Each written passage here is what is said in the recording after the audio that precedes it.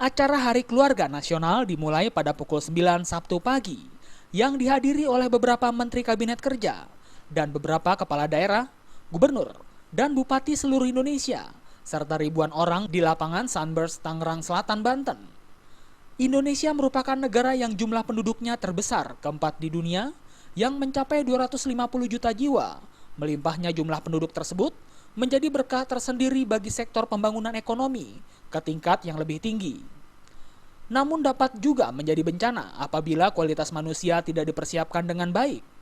Dalam sambutannya, Presiden Joko Widodo menyebutkan, Indonesia harus mempersiapkan diri menghadapi bonus demografi yang memprioritaskan pada pembangunan manusia, terutama meningkatkan kualitas penduduk usia kerja.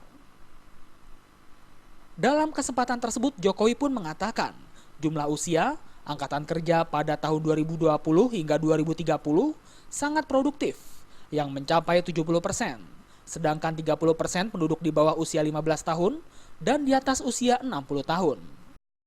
Di mana penduduk dengan umur produktif sangat besar, sementara usia muda dan usia lanjut tidak banyak. Jumlah usia angkatan kerja pada tahun 2020-2030 mencapai 70%. Dalam acara tersebut, Presiden juga menyematkan tanda penghargaan Satya Lencana Wirakarya kepada 20 gubernur dan bupati. Kemudian Jokowi akan membagikan 3 kartu sakti kepada warga Serpong dan Cilenggang, serta berdialog dengan peserta kader dan peserta KB Lestari.